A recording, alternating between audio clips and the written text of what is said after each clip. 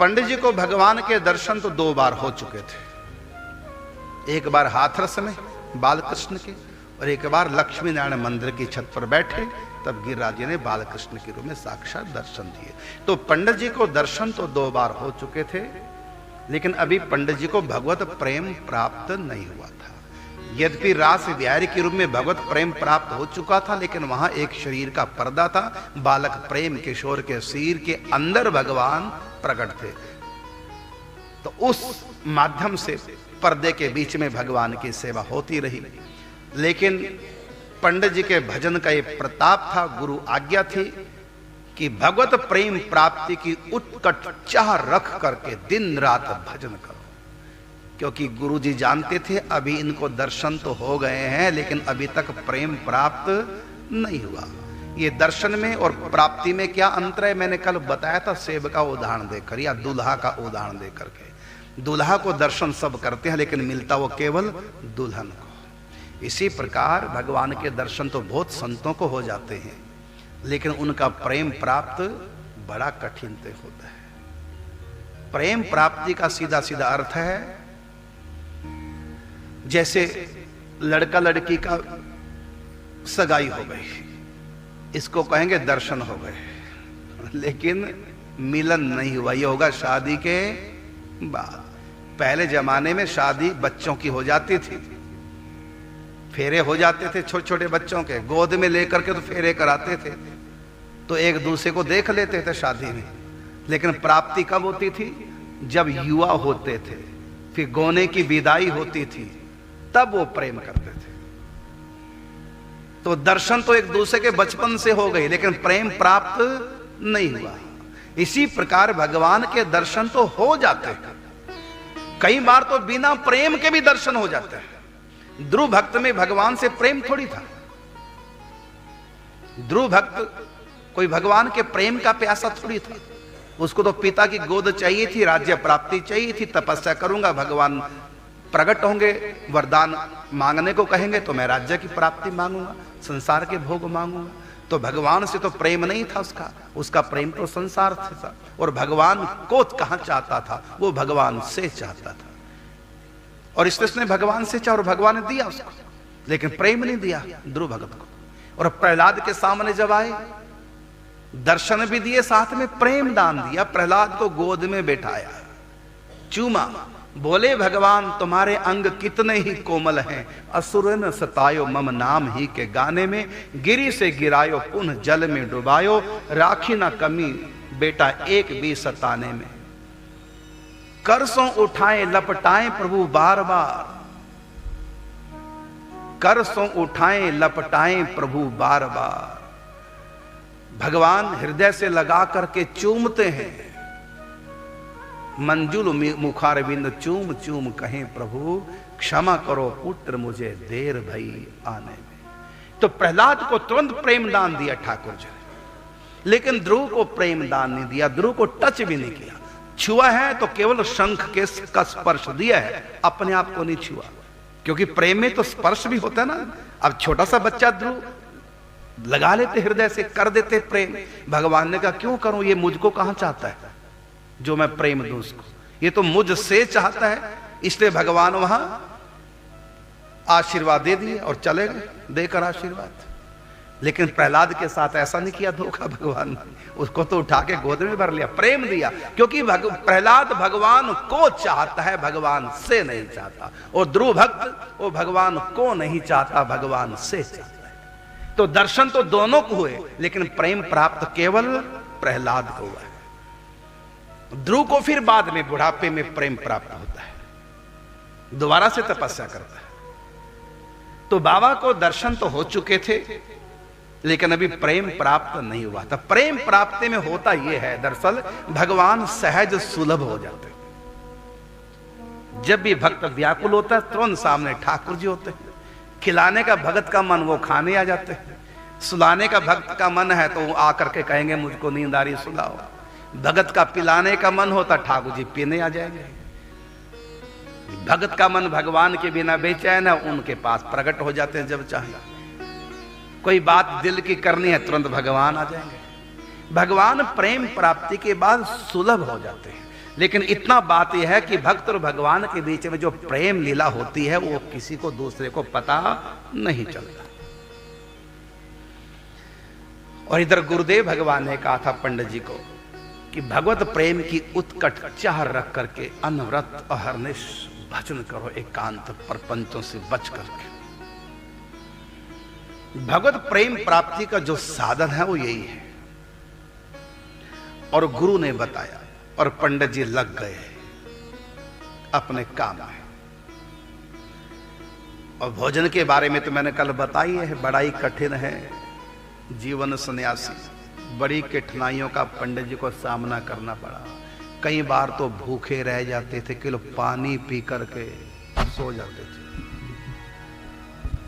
शुरुआत में सरा मिर्ची वाली बगीचे में जब पंडित जी रहे 3 साल तक पंडित जी का जीवन ऐसा ही रहा, लोगों से संपर्क बिल्कुल। कोई आज रात शाम हो गई अब तक भोजन आया नहीं, वो उसके भरोसे वो उसके भरोसे।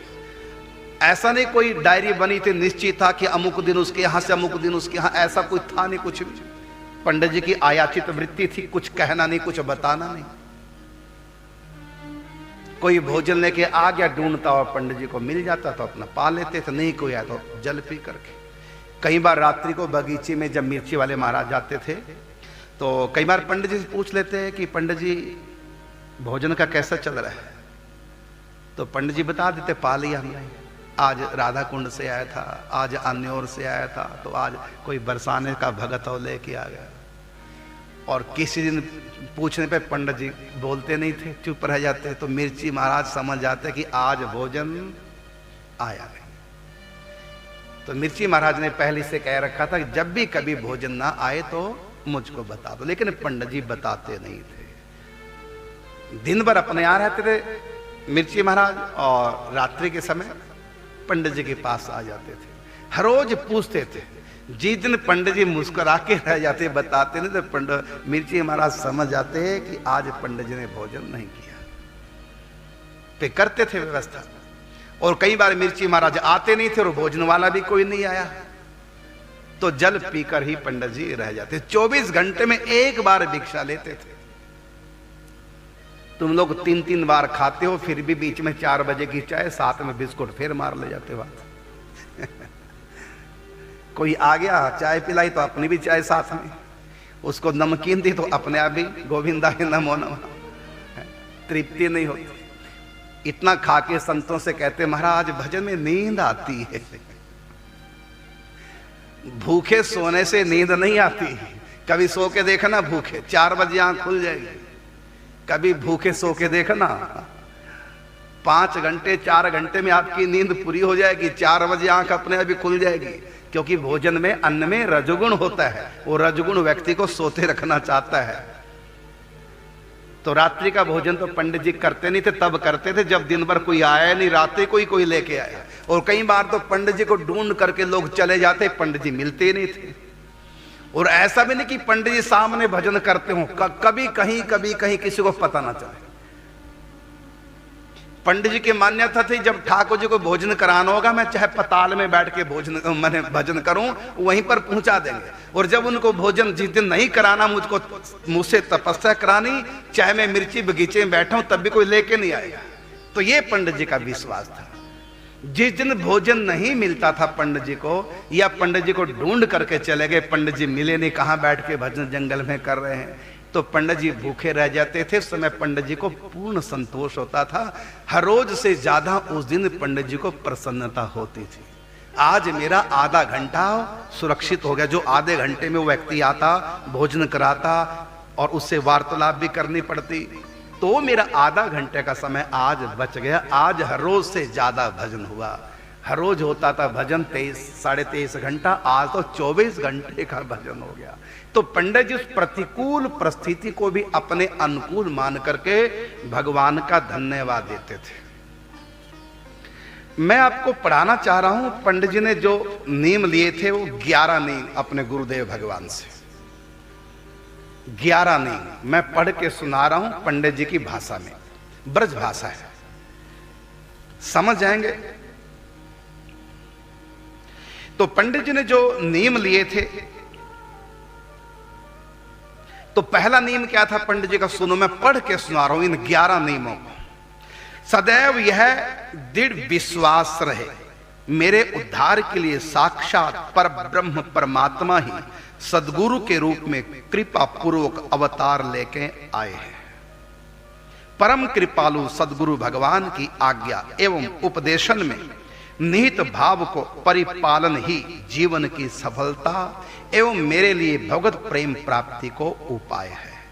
अब मेरे जीवन में प्रत्येक संकल्प, प्रत्येक विचार, प्रत्येक क्रियाकलाप श्री सद्गुरुदेव भगवान की आज्ञा एवं रुचि के अनुसार ही बनेगो, यह मेरो दृढ़ संकल्प है। यह पहला नियम पंडित जी का। जो भी कुछ मैं करूंगा अपने गुरु की आज्ञा से करूंगा, अपनी मर्जी से अच्छे से अच्छा काम भी नहीं करूंगा। जो भी करूंगा अपने गुरु की आज्ञा से, और गुरु के जो आज्ञा उसमें मैं बिल्कुल भी कुछ भी विचार नहीं करूंगा, तर्क नहीं करूंगा, कोई संशय मन में संदेह नहीं लाऊंगा। जो भी गुरु जी कहेंगे मुझको करना करना करना, बिना फल देखे।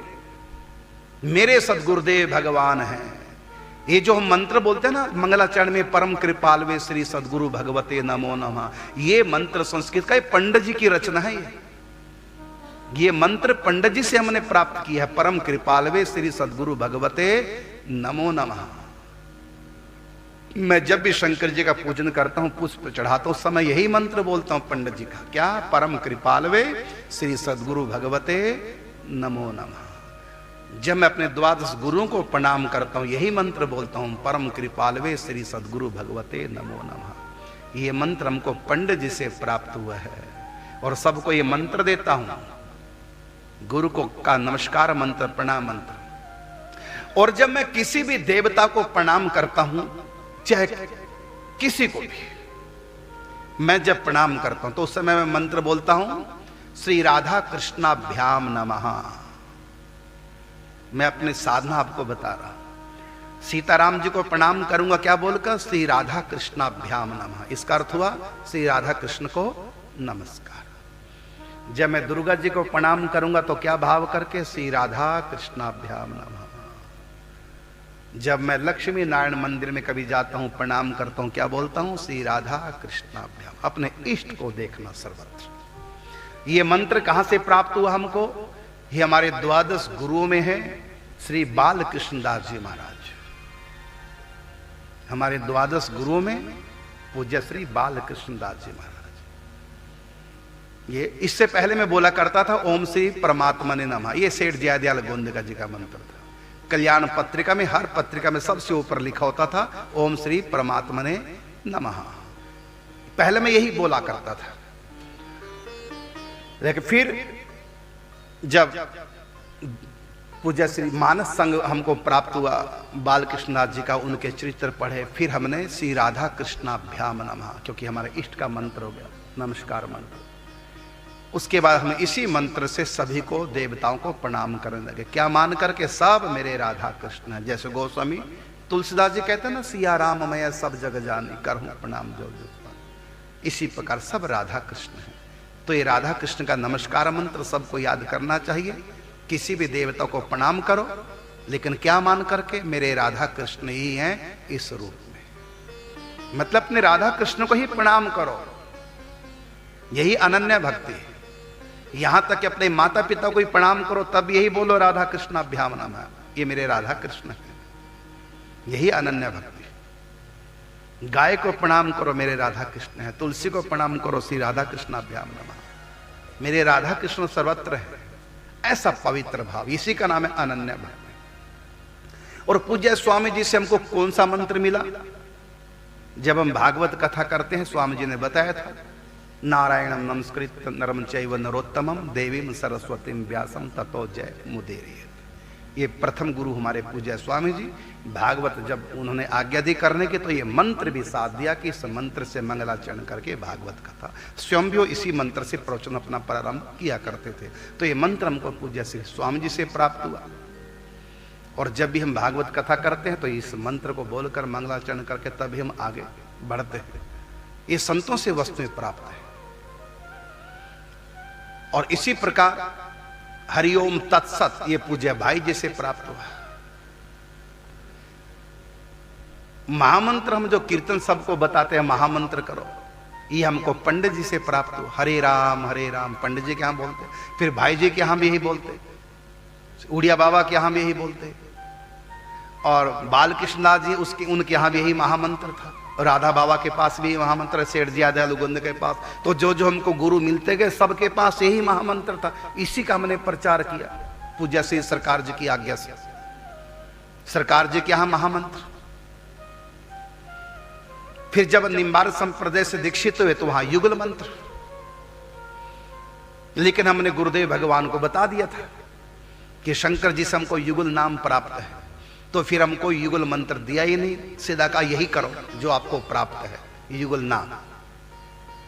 तो गुरु से भी हमने स्टांप लगवा ली, और स्वामी जी भी स्टांप लगवा ली युगल नाम की, और शंकर जी की कृपा तो प्राप्त हुआ ही था युगल नाम। मतलब जो भी साधना करो अपने गुरु की आज्ञा से करो, मन मुखी नहीं, उसमें फिर विशेष पावर आ जाती है। तो पंडित जी ने जो भी साधना की, पंडित जी का प्रथम संकल्प था, प्रथम नियम था, मैं कुछ भी साधना करूंगा बिना गुरु की आज्ञा के नहीं करूंगा, गुरु कृपा का बल प्राप्त करके करूं। और ऐसी निष्ठा रखकर गुरु निष्ठा, गुरु प्रदत्त साधना जब हम करते हैं उसमें कोई विघ्न बाधा आती नहीं। मन मर्जी से करोगे तो कुछ दिन चलेगा, बाद में बंद हो जाएगा। प्रथम नियम। दूसरा नियम धारण किया पंडित जी ने, स्त्री जाति एवं रजोगुणी लोगन के संपर्क से बचते रहना तथा द्रव्य के स्पर्श एवं संग्रह को त्याग, ये दूसरा नियम था। स्त्री को देखना नहीं, स्त्री से वार्तालाप नहीं करना, धन को छूना नहीं, धन को पास रखना नहीं। जब हम कभी वृंदावन से गोवर्धन परिक्रमा करने जाते, आप सुन के हैरान होते होंगे, तो बैग हमारे साथ होता। तो जब पंडित जी के हम बैग रखते परिक्रमा करने जाते, तो काका जी हमको कहते कि बैग में पैसे नहीं होने चाहिए, क्योंकि बाबा का परिसर है इतना, इसमें पैसे का और स्त्री का प्रवेश नहीं है। थोड़ा सा एरिया, जितना बड़ा ये हाल है, इतना एरिया में ना पैसा आएगा ना स्त्री आएगी। तो पहली बाबा हमसे पूछ लेते थे कि बैग तो रख रहे हो, परिक्रमा जा रहे हो, बैग में पैसा तो नहीं है? बताओ, बैग में भी पैसा न हो। बाबा का संकल्प था कि इस एरिया में पैसा और स्त्री ना आए। ये क्यों ना आए? गुरु आ गया बस। एक बार एक महिला ने कहा, लक्ष्मी नारायण मंदिर में रहते तो मंदिर में महिला दर्शन करने आती, और बगल में बाबा की कुटिया, वहां बांस का घेरा बना रखा, उधर कोई जाते नहीं थे। तो बाबा कई बार सामने मंदिर में नहीं जाते, क्योंकि वहां स्त्रियां हैं, नहीं जाते। जब कोई भी स्त्री ना हो तब मंदिर में दर्शन करने जाते थे, वो भी दृष्टि नीचे रख करके। परिक्रमा भी करते थे बाबा गिरिराज जी की, नीचे दृष्टि रख करके, ना किसी स्त्री को देखना, ना पुरुष को देखना। एक स्त्री ने जोर से बोल करके पंडित जी से कह दिया, पंडित जी स्त्रियों को नहीं देखते हो क्या? स्त्रियों का दूध नहीं पिया क्या? स्त्रियों ने तुमको जन्म नहीं दिया क्या? स्त्रियों ने पाला पोषा नहीं क्या? स्त्रियों की गोद में नहीं आ पाए? इस तरह की बात किसने कह दी? पंडित जी ने सुन लिया, हाथ जोड़े।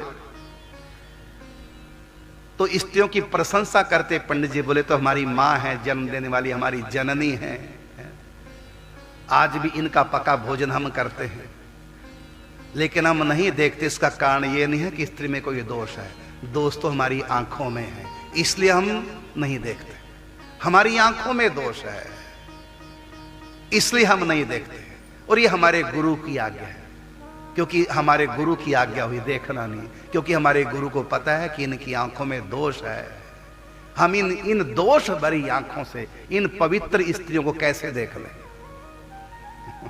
पंडित जी ने अपना ही दोष निकाला, जबकि ऐसा था नहीं। पंडित जी तो आंखें परम पवित्र हैं, लेकिन पंडित जी ने सफाई किस ढंग से दी है कि स्त्रियां तो परम पवित्र हैं, इनमें कोई कमी नहीं, दोष तो हमारी आंखों में है। इसलिए हम अपनी आंखों का संयम, दृष्टि संयम करते हैं। आप तो परम पूज्य हैं, पवित्र हैं, आपका हम नमस्कार करते हैं, दोस्त तो हमारी आंखों में है। इसलिए गुरु जी ने कहा था दृष्टि संयम कर, बस हम कमजोर हैं ऐसे बोल करके प्रणाम कर दिया। ऐसा विचित्र पंडित जी का जीवन रहा। तो पंडित जी ने दूसरा नियम क्या धारण किया, स्त्री जाति को देखना नहीं, स्पर्श तो करने की बड़ी बात दूर है, और मेरे परिसर में कोई महिला ना आए। फिर भी उसमें 2 महिलाओं की एंट्री थी, वो भी गुरु आज्ञा थी। एक तो कभी कभी पंडित जी की पुत्री शांति आती थी अपने बप्पा से मिलने, और दूसरा स्वामी श्री राम स्वरूप जी जो कभी ठाकुर जी बनते थे लीला में। और गुरु जी ने एक बार कह दिया था, जब स्वामी श्री राम स्वरूप जी आ रहे थे जो ठाकुर जी बना करते थे रासला में, तो पंडित जी से कहा देखो ठाकुर जी आए। तब से ठाकुर जी मान लिया स्वामी श्री राम स्वरूप जी को, और जब उनकी शादी होगी तो उनकी घरवाली को फिर श्री जी मान लिया। तो स्वामी श्री राम स्वरूप जी की घरवाली जब भी पंडित जी के पास आती उनको प्रणाम करते थे, मेरी श्री जी आई है, राधा रानी आई है। ये क्यों राधा रानी माना उनको, गुरु ने कह दिया। बाद में इलेक्शन लड़े, एमएलए बने वृंदावन के स्वामी राम स्वरूप जी। तो 2 महिलाएं आ सकती थी बाबा के पास, एक बाबा की पुत्री, ये भी गुरु की आज्ञा इसलिए, और दूसरा श्री जी अर्थात स्वामी राम स्वरूप जी की धर्म पत्नी, वो कभी कभी आती थी, उनके चरणों में प्रणाम करते थे। ये दूसरा नियम। और दूसरे नियम के अंतर्गत स्त्री और पैसा दोनों को छूना नहीं, पास रखना नहीं। और ये नियम पंडित जी ने जीवन भर निभाया। ये दूसरा नियम। तीसरा नियम बाबा का था, कोई भी धातु का पात्र स्वीकार नहीं करना। धातु का पात्र, पीतल का लोटा, पीतल की थाली, गिलास, कोई भी धातु का, सोना चांदी का कुछ भी स्वीकार नहीं करना, मतलब अपने पास नहीं रखना। तो लकड़ी का कमंडल था बाबा के पास, वो भी किसी संत ने दिया था। या पत्तल में भोजन करते थे, पत्तल में भोजन करते थे। थाली, कटोरी, चम्मच आदि ये धातु के पात्र इस्तेमाल बाबा नहीं करते थे प्रयोग। ये बाबा ने संकल्प किया था।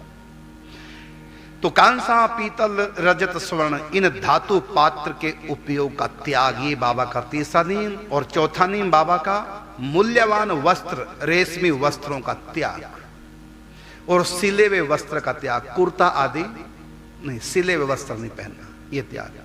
और जूता नहीं पहनना, और छाता भी नहीं लेना गर्मी बरसात में। ना छाते का प्रयोग करना, ना जूता रखना, ना सिला हुआ कपड़ा पहनना। और 5वां नियम, कहीं भी ब्रज में जाएं पैदल जाएंगे, सवारी का प्रयोग नहीं करना। उन दिनों तांगे होते थे, नहीं जाना। तो पैदल यात्रा करनी है, सवारी का त्याग करना है। और छठा बाबा का नियम था, ना किसी को अपना बनाना और ना किसी को गैर मानना। ना किसी से प्रेम करना, ना किसी से दुश्मनी करना। न काहू से दोस्ती, न काहू से बैर। कबीरा खड़ा बाजार में, सबकी मांगे खैर। ये भी गुरु की आज्ञा थी कि पंडित जी राग द्वेष से बचते रहना। और छठे नियम के अंतर्गत पर गुण दोष दर्शन को त्याग। पर गुण दोष किसी के नहीं देखना, नहीं कहना और नहीं सुनना, माने पर चर्चा, पर निंदा नहीं करने से। और कभी भी वाणी बोले तो व्यवहार में और वाणी में कभी कटुता न आए, कठोरता ना हो, रूखापन ना हो। बात करो या तो मौन ले लो, बोलो तो मृदु बोलो, मीठा बोलो, प्यार से बोलो, कड़वा नहीं बोलना। कोई कितना भी हमारा बुरा कर जाए, किसी से कड़वा नहीं कहना, क्रोध में कभी बोलना नहीं, कुछ नहीं कहना। ये पंडित जी ने संकल्प कर रखा था। ये 6 नियमों के अंतर्गत। और 7वां नियम क्या था, हमेशा सबसे छोटा अपने आप को मान करके व्यवहार करना। अपने आप को छोटा, दैन्य भाव। और कभी भी अपनी आध्यात्म की बात किसी को बतानी नहीं, अनुभूतियां किसी को बतानी नहीं, अपने बारे में कभी कुछ कहना नहीं किसी को भी। भजन चिंतन अनुभव किसी को बताने नहीं। और कोई मान प्रतिष्ठा, कोई तिलक लगाए, कोई माला पहनाए नहीं, सम्मान किसी से नहीं चाहिए। और अहंकार का त्याग, कभी भी अहंकार वाला वचन नहीं बोलना, अहंकार नहीं करना, अपने आप को सबसे छोटा मानना। ये पंडित जी का 7वां नियम। अब 8वां नियम क्या है?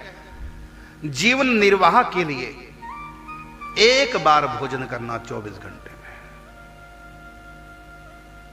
ये 8वां नियम, वो भी आयाचित वृत्ति से, अर्थात मांगना नहीं किसी से, भूख लगी भोजन कराओ नहीं, अपनी मर्जी से आ जाए तो एक बार पा लेना, नहीं भोजन आया जल पी करके सो जाना। आयाचित वृत्ति बोलते हैं इसको, बिना मांगे बिना कहे एक बार आ गया तो ले लेंगे, वो भी एक बार लेंगे। ये 8वां नियम। और इसी नियम के अंतर्गत क्या है कि आहार न मिलने पर जल पी के संतोष भगवत कृपा को अनुभव करना। यदि किसी दिन आहार नहीं मिला तो जल पी करके संतोष मनाना, उस दिन का भी भगवान को धन्यवाद देना, आज प्रभु आपने मुझसे विशेष तपस्या कराई है, संतोष मान लेना। चाह नहीं करनी, भोजन नहीं आया तो ना आया, पानी पी के सो जा, चाह नहीं करेंगे और किसी को बताएंगे नहीं कि आज भोजन नहीं मिला हमको, आज हम भूखे सो गए, कुछ नहीं कहना, कोई चर्चा नहीं किसी से करनी, बस जल पी के सो जाना। ये बाबा का नियम था। और 9वां नियम बाबा का सादगी, संयम, सदाचार, सरलता, सहिष्णुता मतलब सहन शक्ति, शांति, समता युक्त जीवन, मने सद्गुण अपने भीतर रखने। और 10वां नियम जन संपर्क रहित होकर एकांत में सतत भगवान नाम जप स्मरण। और अंतिम 11वां नियम श्री भगवत प्राप्ति की उत्कंठा पूर्वक श्री सद्गुरु प्रदत्त साधना में इतनी तत्परता एवं एकाग्रता रहे कि व्यर्थत्व के लिए अवकाश ही न रहे। अर्थात दिन रात नाम जप गुरु आज्ञा से। इतना भजन, इतना अधिक नियम भजन का हो कि और कार्यों के लिए मन के पास समय ही ना निकले।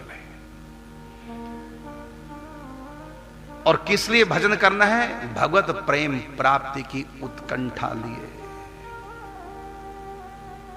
दर्शन तो हो चुके थे, अब प्रेम प्राप्ति। ये 11 नियम पूज्य श्री पंडित जी ने लिख करके अपने पास रखे।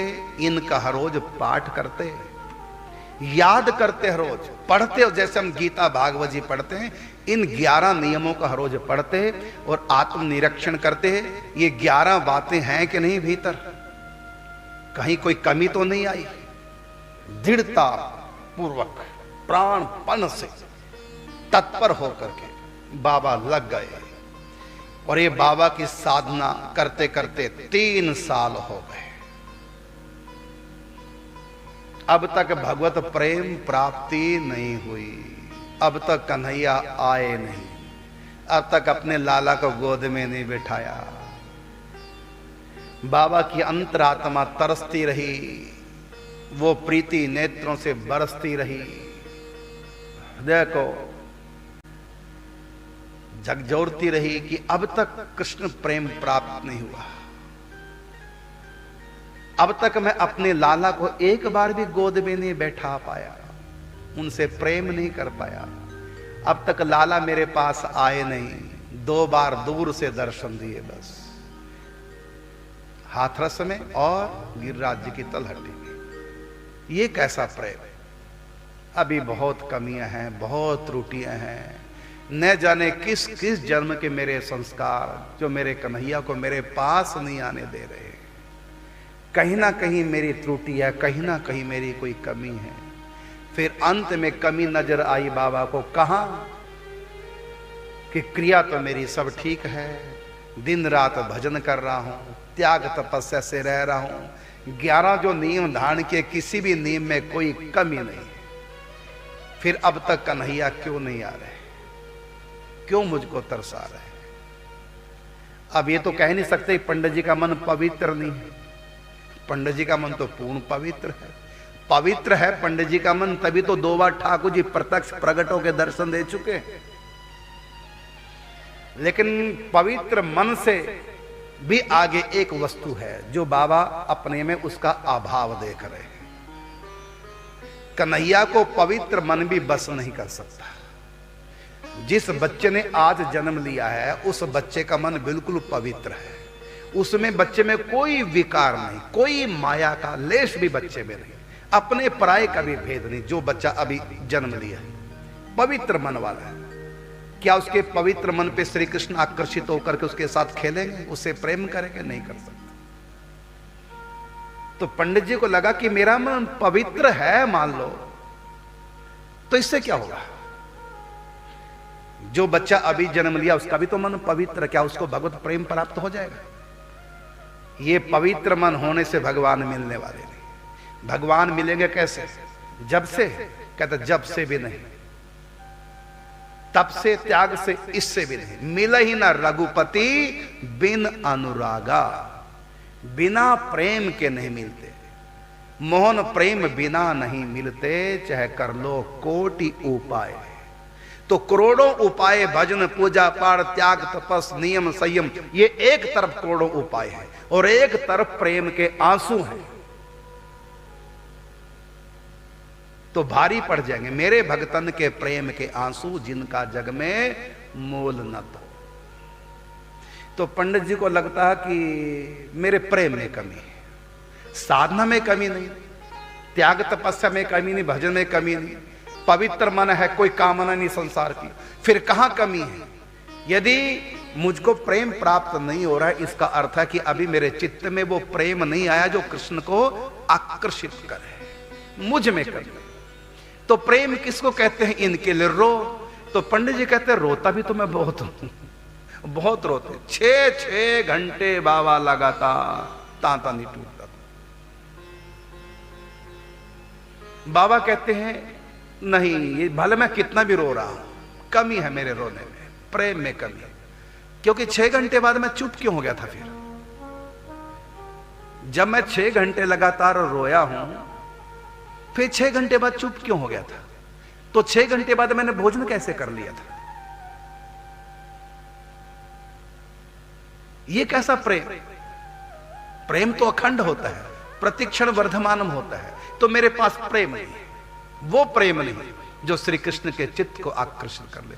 प्रेम तो वो होता है जो प्रतिक्षण वर्धमानम, प्रत्येक क्षण बढ़ता है। मैं तो बीच में प्रेम बढ़ता है, रोने लग जाता हूं, फिर प्रेम कम हो जाता, चुप हो जाता हूं, फिर खा भी लेता हूं, सो भी जाता हूं टांग फैलाए। ये कैसा प्रेम? प्रेमी तो अपने प्रीतम के बिना एक क्षण भी उसको चैन नहीं मिलता। तो मेरे प्रेम में कमी है, ऐसा पंडित जी को लगता। आत्मनिरीक्षण करके और तो कहीं कमी दिखाई नहीं दे रही है, तो मुझको कमी एक जगह लग रही है, वो है मेरे प्रेम में कमी है, वो प्रेम मेरे पास नहीं। तो प्रार्थना करते गुरुदेव भगवान से, आप तो मेरे चित्त की जानने वाले हैं, आपकी कृपा के बिना ये प्रेम प्राप्त नहीं हो सकता। और पंडित जी इस बात को कहा करते थे कि जो अपने गुरु को इंसान मानता है उसको तो पंडित जी का तो साधक है ही नहीं, वो तो शिष्य ही नहीं है, भले दीक्षा ले ली। जो अपने गुरु को मनुष्य मानता है तो साधक है ही नहीं। हाँ, जो अपने गुरु को संत मानता है कि बहुत बड़े ऊंचे संत है, पहुंचे संत है, ऐसा जो मानता है उसको मैं साधक तो कह देता हूं। वो शिष्य तो है, साधक तो है, लेकिन उसको प्रेम प्राप्त नहीं होगा। जो अपने गुरु को महान संत मानता है उसको साधना में तो लग जाएगा, लेकिन दर्शन भी भगवान के हो सकते हैं, लेकिन भगवत प्रेम प्राप्त नहीं होगा। तो पंडित जी कहा करते थे भगवत प्रेम प्राप्त किसको होता है? जो अपने गुरु को मनुष्य नहीं मानता, ना संत मानता है, ये मानता स्वयं मेरे इष्ट देव इस रूप में आए हैं मुझको संभालने के लिए। अर्थात भगवत भाव जो अपने गुरु में रखता है उसी को भगवत प्रेम प्राप्त होता है। एक बार नहीं, कई बार पंडित जी की वाणी से प्रकाशित हुआ है कि जो अपने गुरु को मनुष्य मानता है वो तो साधक है ही नहीं। जो अपने गुरु को संत महापुरुष मानता है वो साधक तो है, उसको भगवत दर्शन भी हो सकता है, लेकिन प्रेम प्राप्त नहीं होगा। लेकिन जो अपने गुरु को अपना इष्ट मानता है, मेरे इष्ट ही मेरे गुरु के रूप में मुझको संभालने आए, मुझको शिक्षा दीक्षा दे करके अनुग्रहित करने आए हैं। जो गुरु गोविंद दोनों में कोई अंतर ही नहीं मानता, उसी को भगवत प्रेम प्राप्त होता है। तो पंडित जी अपने गुरुदेव भगवान को पुकारते थे, गुरुदेव मेरे हृदय में वो प्रेम भर दो, आप तो मेरे मन की जानने वाले हैं। तो गुरु जी से प्रार्थना करते, फिर रोने लग जाते श्री कृष्ण के लिए। फिर भी श्री कृष्ण नहीं आते। 3 साल कठिन तपस्या करते हुए, भजन करते हुए बिता दिए, अब तक श्री कृष्ण आसपास भी नहीं आए, और जबकि दर्शन 2 बार हो चुके थे। बस पंडित जी को हमेशा व्याकुलता। तो पंडित जी अपने आप में बस केवल एक कमी देखते थे, वो ये कि मेरे पास वो प्रेम नहीं है जो होना चाहिए। एक दिन पहले रात्रि को पंडित जी को भोजन मिला नहीं, और इस बात की कोई पंडित जी को चिंता नहीं। भूखे प्यासे सो गए थे। 8 से 11 बजे तक पंडित जी सोते, 3 घंटा। 8 बजे सो जाते रात को, 11 बजे तक, और हाथ मुंह धो के ठीक 12 बजे आसन पर मिर्ची वाली बगीचे में ऊपर कुटिया में बैठ जाते थे। 12 बजे तक बैठ जाते, और सुबह 6 बजे तक एक आसन पर बैठे रहते थे। हरे राम राम राम हरे हरे, हरे कृष्ण कृष्ण कृष्ण नाम जप करते और आंसू बहाते। और आज पंडित जी ने कुछ खाया नहीं, कुछ मिला नहीं। अगले दिन भी 2 बज गए, कोई नहीं आया पूछने के लिए। और पंडित जी बैठे कुसुम सौर के किनारे झाड़ियों में भजन कर रहे हैं और रो रहे हैं, भगवान से प्रार्थना करें। किस लिए? भोजन की नहीं, प्रेम की। बाबा का हृदय मच रहा, मेरा लाला मुझसे दूर हो गया, मेरे पास नहीं आया। मन करता है बस आ जाए और मैं हृदय से लगा दूं, प्रेम करूं अपने कन्हैया से। जैसे रास बिहारी से प्रेम की, ऐसे साक्षात, क्योंकि वहां तो रास बिहारी के अंदर भगवान थे, रास बिहारी भगवान नहीं थे उनके अंदर आवेश में, लेकिन प्रत्यक्ष बाबा चाह रहे हैं। और ये किसका फल है? बाबा के मन में जितनी चाहत आई है, ये भजन का फल। गुरु आज्ञा से, गुरु प्रदत्त साधना से चित्त ऐसा बन गया, प्रेम के बिना व्याकुल हो गए। और अब भी अपनी कमी निकाल रहे हैं, मुझ में वो प्रेम नहीं, जिस प्रेम की भूख कन्हैया को लगती है। कन्हैया तो प्रेम देव है, वो तो प्रेम से निर्मित है। वो प्रेमी के हृदय को अच्छी प्रकार से पहचानते हैं। मेरा कन्हैया ऐसे रुकने वाला नहीं है, वो तो इसलिए नहीं आ रहा है क्योंकि जिस प्रेम की भूख उनको लगती है, वो प्रेम वो मेरे भीतर देख नहीं रहे हैं, मेरे भीतर प्रेम नहीं है। अब सोचो, 12 बजे जग करके 6 बजे तक बाबा एक आसन पर बैठ के भजन करते, उसके बाद स्नान करके 1 घंटे में स्नान करके नित्य क्रिया अपनी पूरी करके और फिर जंगल में चले जाते थे। क्योंकि एक जो बगीची है तो बिल्कुल मेन रोड पे है, परिक्रमा करने वाले लोग आते जाते हैं, हु हल्ला होता है, तो चले जाते एकांत में। अब वहां बैठे आज बाबा भूखे हैं, लेकिन भूख की तरफ बाबा का कोई ध्यान नहीं। बाबा ने भोजन नहीं किया, परसों का भोजन किया बाबा ने, परसों भोजन किया, कल भोजन नहीं, आज भी दोपहर के 2 बज गए। अब बताइए, परसों का भोजन किया, पानी पानी पी के रह रहे, अब भी वो भोजन के लिए व्याकुल नहीं है। ये याद नहीं है कि मुझको भोजी भी नसीब नहीं हुआ है, ये सब कोई मतलब इन बातों से नहीं, रो रहे हैं और गुरु से प्रार्थना कर रहे हैं कि मुझको वो प्रेम दो, मेरे हृदय में प्रेम भर दो, जिसके ग्राहक बाल कृष्ण है। फिर बाल कृष्ण से प्रार्थना करते, अब मैं जैसा भी हूं आ जाओ, आप ही मुझको अपने लायक बना लो। प्रार्थना करते ठाकुर जी से। तो 2 बजे की बात, बाबा रो रहे थे, भगवान से प्रार्थना कर रहे थे। उद्धव जी का मंदिर है उद्धव कुंड पे, वहां के जो पुजारी थे, भोली पुजारी उनका नाम, भोली, तो वो भोजन कर रहे थे दोपहर, उनके सामने भोजन की थाली आ गई और इधर बाबा क्या कह रहे हैं ठाकुर जी को कि तुम तो प्रेम के ग्राहक हो, मेरे पास प्रेम ही नहीं, मेरे पास क्यों आओगे तुम? तो बाबा ठाकुर जी को ऐसा लगा कि जैसे बाबा मुझको गाली दे रहे हैं कि मैं प्रेम नहीं करता। ब्रज में लाया हूं तुमको, तुम्हारे प्रेम नहीं, मुझको प्रकट करने के लिए मजबूर कर दिया। मेरा नहीं मन लगा तुम्हारे बिना, इसलिए हाथ से खींच करके मैं यहां अपने पास, अपने गोद में तुमको मैंने बसाया है। तुम जितना मुझसे प्रेम करते हो उससे भी हजारों गुना ज्यादा मैं तुमसे प्रेम करता हूं। और बाबा ने क्या कहा कि अभी मेरे पास वो प्रेम नहीं, इसलिए कृष्ण का मैं मन आकर्षित नहीं कर पा रहा हूं। जबकि श्री कृष्ण कहते हैं पंडित जी मैं आपके प्रेम में रोम रोम में भर चुका हूं, मैं स्वयं तुम्हारे लिए व्याकुल हूं, लेकिन मैं अभी क्यों नहीं आ रहा हूं? मुझको अच्छा लगता है जब कोई मेरे लिए तड़पता है, तो मैं तड़पन बढ़ा रहा हूं, मुझको अच्छा लगता है। क्योंकि हजारों जन्मों में भजन करते करके भी चित्त की उतनी शुद्धि नहीं होती जितनी शुद्धि आंखों के आंसुओं से जो प्यार में बहते हैं। मेरे भक्तन के प्रेम के आंसू जिनका जग में मोल न तोल।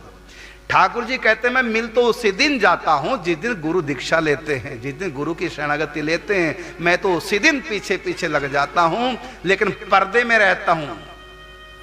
किस लिए? प्रेम बढ़ाने के लिए।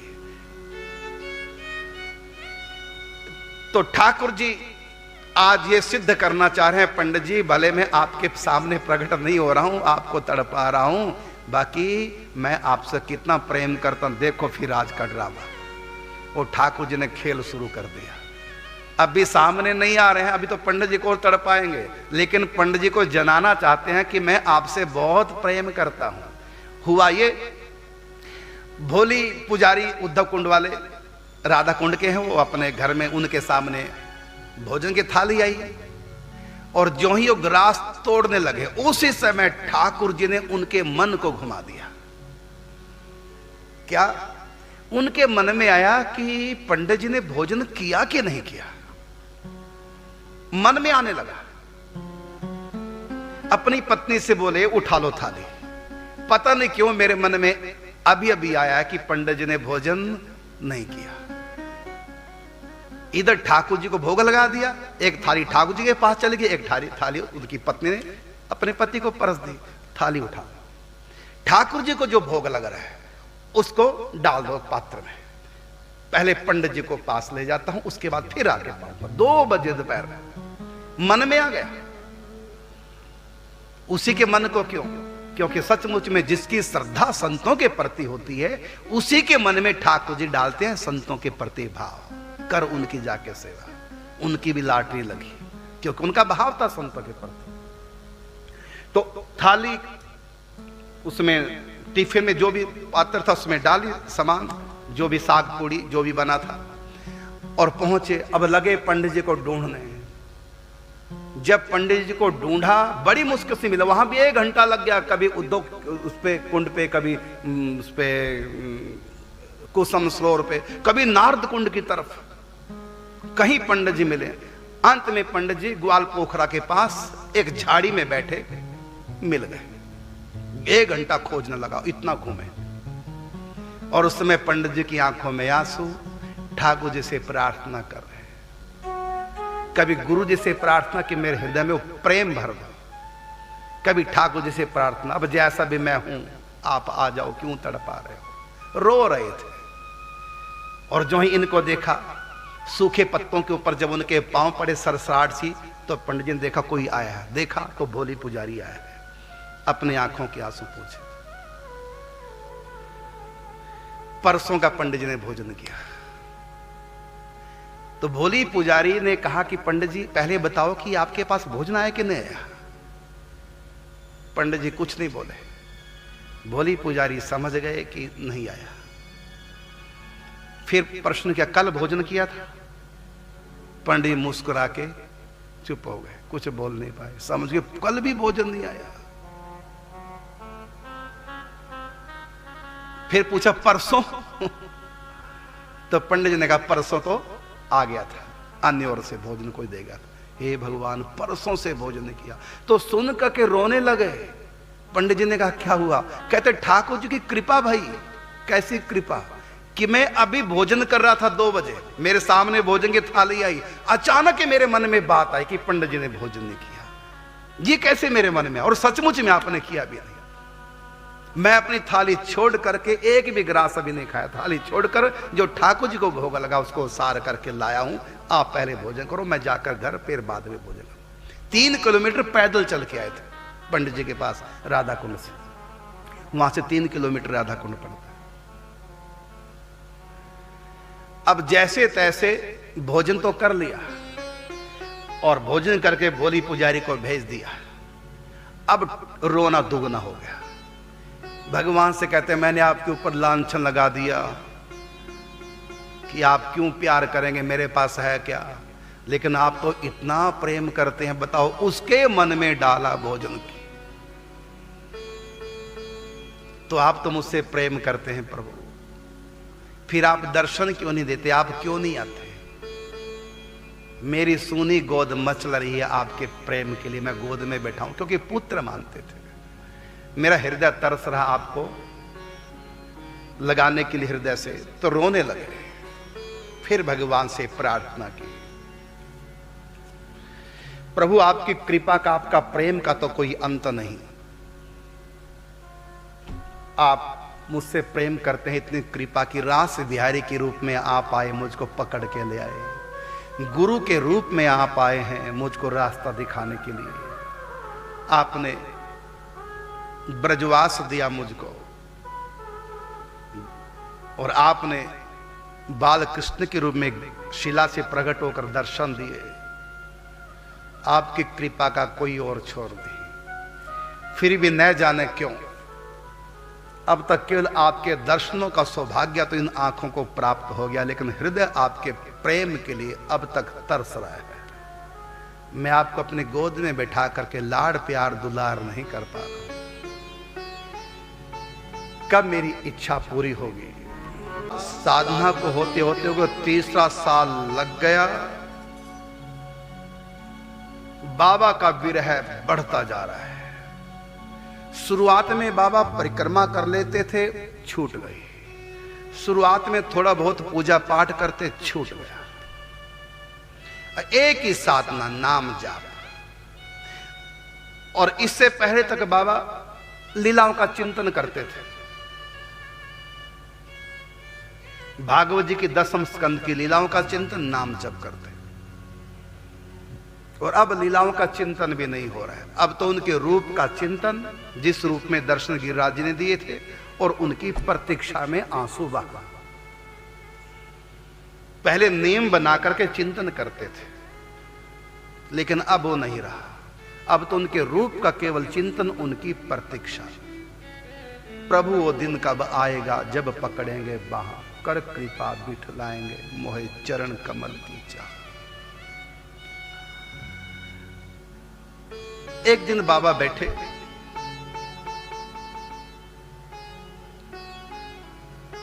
कुसुम सोर के जंगल में, एकदम अंदर जाकर के, जहां एक बांबी थी। दीमक नीचे जमीन से मिट्टी निकाल के ऊपर तक ढेर लगा देता है, और उसमें एक सांप रहने लगा था। बाबा को इस बात का पता नहीं था। वहां कोई आता जाता नहीं था, एकांत जंगल था। अब भी है बल्कि वहां जंगल। कुसुम सरोवर के साइड में देखा ना, कुसुम सरोवर से लेकर के ग्वाल पोखरा तक आज भी पूरा जंगल है। तो बाबा बैठे बांबी के पास, बांबी की तरफ पीठ है और कोई पगडंडी भी नहीं थी। बाबा ही चाहते थे कि कोई भी मेरे तक पहुंच ना पाए। कई बार 2-2, 3-3 जगह से लोग भोजन लेके आ जाते थे, और कई बार एक जगह से नहीं आता था।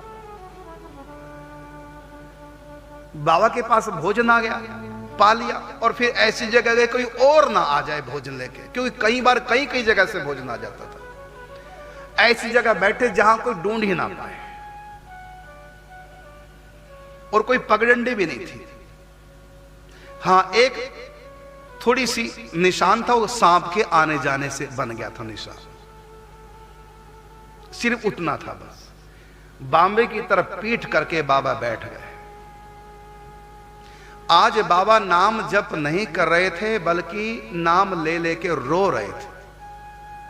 उसको भी जप ही कहेंगे, असली जप तो यही है। बाबा को श्री कृष्ण के बिना अपना जीवन व्यर्थ लगने लगा। बाबा ने आज मौत मांगी। तिल तिल करके मैं कृष्ण के बिना मर रहा हूं, इससे अच्छा तो एकदम ही सिर छूट जाए। और मनी मन बाबा समय प्रार्थना करे थे मौत ही आ जाए। ये तो बाबा को पता कि मैं मर के जाऊंगा तो वहीं कम से कम मुझको मरने के बाद जाऊंगा, कन्हैया मिल जाएगा। यहां नहीं आ रहा है। बस 2 बार आए, दूर से दर्शन दिया, अंतर्धान हो गए। जब सिर छूट जाएगा तो गोलोक धाम में जाऊंगा, जी भर के प्रेम करूंगा। अब शरीर छूट जाए, ऐसे जीवन सच्चा। तो ऐसे बाबा बैठ करके नाम जब तो नहीं कर रहे थे, नाम ले लेके रो रहे थे और मौत मांग रहे थे। बाबा को तो जल्दी से सिर छूटे और मैं ठाकुर जी के धाम में पहुंच जाऊं। तो इस प्रकार रो रो करके पहले तो प्रार्थना की ठाकुर जी से कि आ जाओ आ जाओ। जब नहीं आए, रो रो के थक गए। फिर मौत मांगने लगे। कब मरी हो, कब देखी हो प्रीतम नित्य विहार। कब ये सिर छूटे और कब मैं गोलोक धाम में जाऊं, अपने बाल कृष्ण के पास जाऊं।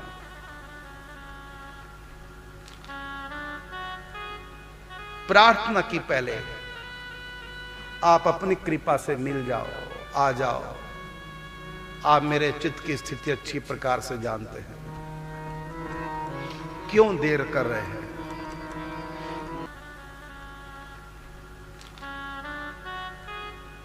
प्रार्थना की पहले आप अपनी कृपा से मिल जाओ, आ जाओ। आप मेरे चित्त की स्थिति अच्छी प्रकार से जानते हैं। क्यों देर कर रहे हैं? काहे देर करी नंद नंदन। हे नंद नंदन यशोदा नंदन, क्यों तरसा रहे हो? तुझ बिन सब जग सूना लागे। आओ यशोमती नंदन, आओ यशोमत नंदन। काहे देर करी नंद नंदन।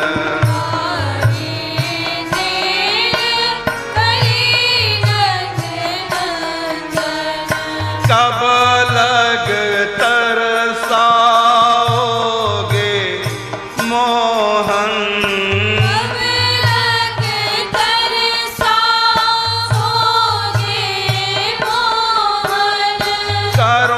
करुणामय जगबंदन।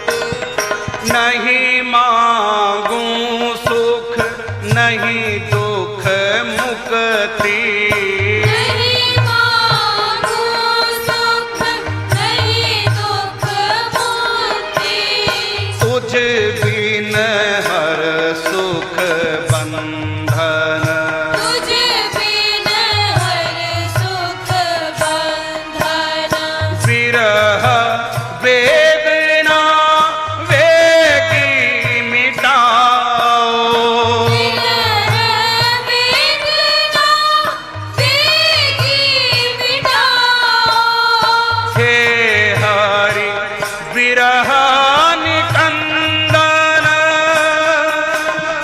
हे हरि विरह निकंदन, काहे देर करी नंद नंदन, काहे देर करी नंद नंदन।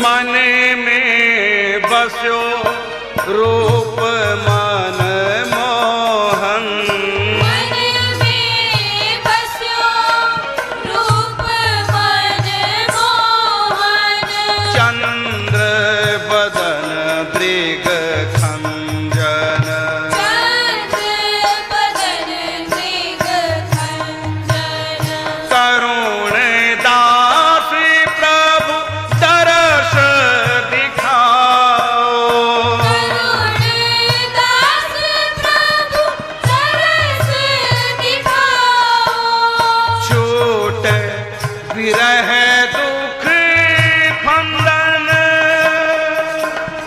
छूट विरह दुख फंदन, काहे देर करी नंद नंदन, काहे देर करी नंद नंदन। बाबा को 3 साल हो गए मिर्ची वाले बगीचे में रहते हैं। अब तक ठाकुर जी आए नहीं। हम 4 आंसू बहा करके भगवान से विश्वास हटा लेते हैं, आए तो है नहीं। भगवान कहते हैं मेरे भगतन के प्रेम के आंसू जिनका जग में मोल न तोल, मुझको कोई खरीद सकता है केवल आंसुओं के बदले। हम कितनी बार तो रोए, अभी तक तो ठाकुर जी आए नहीं, और जब नहीं आए विश्वास ही हट जाता है भगवान से। भगवान होते भी हैं नहीं, इतना रोने पे भी नहीं है, ऐसा होता है अधूरे। वैसे तो अधूरों को आंसू आते भी नहीं है, फिर भी कभी किसी कारण से आ भी जाए तो उसका मोल मांगते हैं भगवान से। भगवान कहते हैं पहले अपने पापों को चुकता तो कर ले, मेरी तरफ तो बाद में देखना। आंसुओं का मोल पहले मांग रहा है और तेरे पापों को तोल लूं तो नरक में भी ठोरना मिले। पुण्यों का तो भुगतान चाहता है और पापों का तेरे नाना करेंगे भुगतान। अनेक जन्मों के संस्कार होते हैं, कर्म होते हैं, लेकिन यहां पंडित जी के साथ ऐसी बात नहीं है। कोई पंडित जी का पाप नहीं रहा, पंडित जी को तो दर्शन 2 बार हो ही चुके हैं। अब तो पंडित जी के हृदय को विरह की भट्टी में तपा करके उसको रसीला बना रहे हैं, पिंगला रहे हैं। और ये सबके साथ नहीं करते ठाकुर जी, किसी लाखों में किसी एक प्रेमी के साथ नहीं, इतना नहीं तड़पाते हो। जिसको ठाकुर जी खूब सारा प्रेम करते हैं उसको खूब तरसाते हैं, और जिसको ठाकुर जी हल्का फुल्का प्रेम करते हैं कभी कभी आ जाते हैं, खेल करके भाग जाते हैं, और वो फिर वो भागने पे भी राम से खाते पीते थे। पंडित जी की स्थिति अलग है। तो यहां पंडित जी ठाकुर जी से रो रो के प्रार्थना कर रहे हैं और अपनी मौत मांगने लगे। जब ठाकुर जी नहीं आए तो मौत मांगने लगे। और हम क्या करते हैं, रो लिए धो लिए कीर्तन में, है ना। भगवान तो आए नहीं, चलो अब उसके बाद चाय पकौड़े शुरू।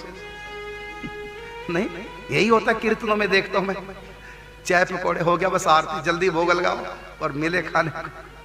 अब रो रहे थे भगवान की, अब पकौड़े थोड़े से और दे दो, थोड़े से और। और पंडित जी को 2-2 दिन भोजन नसीब नहीं होता।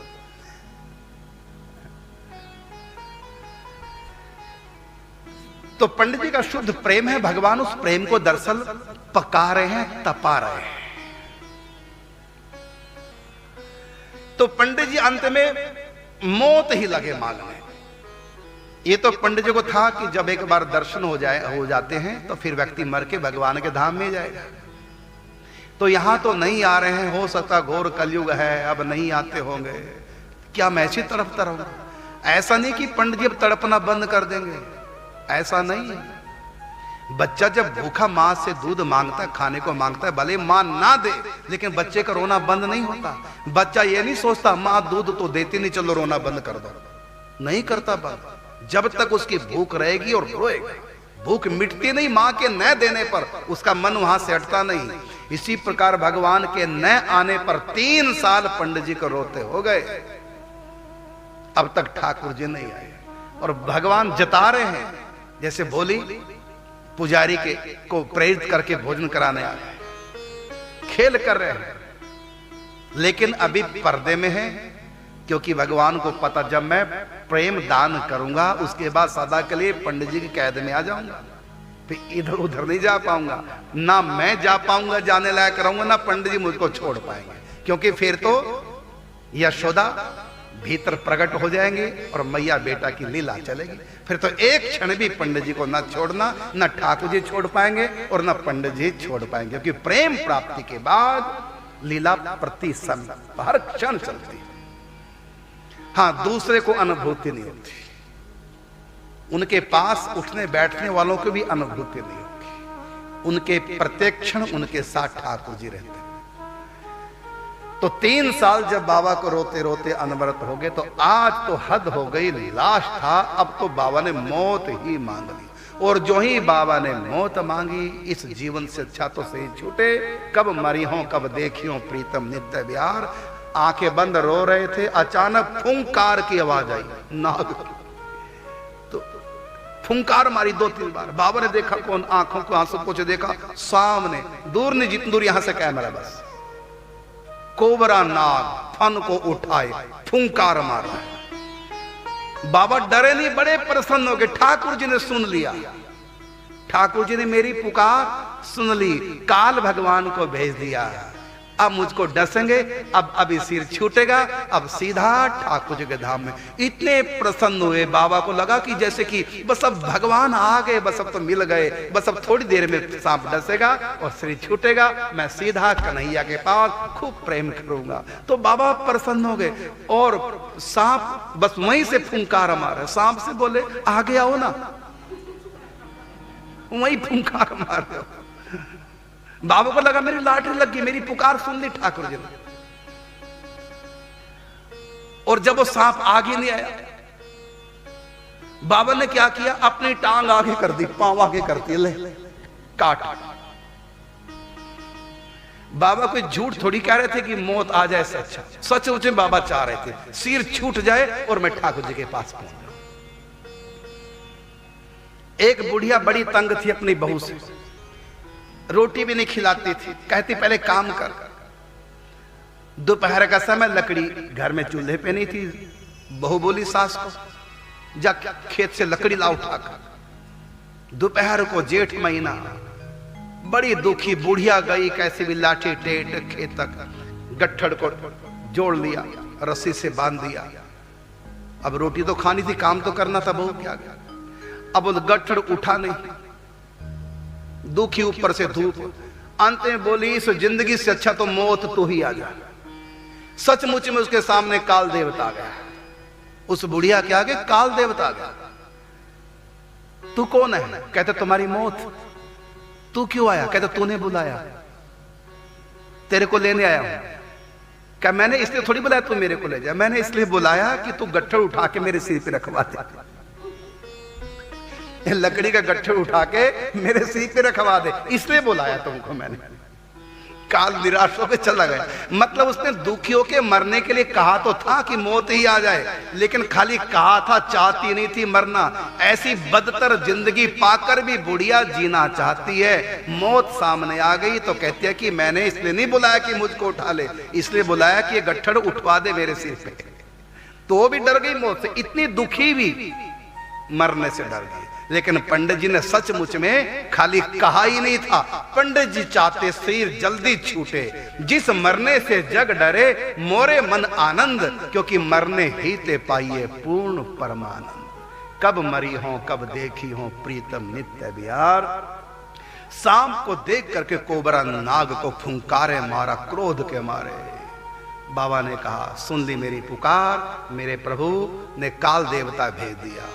पहले बुलाया आ गया, डर मत देर मत कर। लेकिन जब वो आगे नहीं आ पाया तो बाबा ने टांग आगे कर दी, पांव ले अंगूठे में काट ले। और जो ही बाबा ने पांव एकदम आगे किया, सांप डर गया। ये तो मेरा भी उस्ताद को निकला, ये तो डर नहीं रहा। तो उसने अपना फन को सिकोड़ के नीचे रख लिया सांप ने। तो बाबा समझ गए इसका मतलब है कि ये काटने नहीं आया, क्योंकि मैंने पांव कर दिया, काटा नहीं बल्कि और नीचे फन कर लिया, सिकोड़ लिया फन को, धरती पे टेक दिया। इसका मतलब है काटने नहीं आया।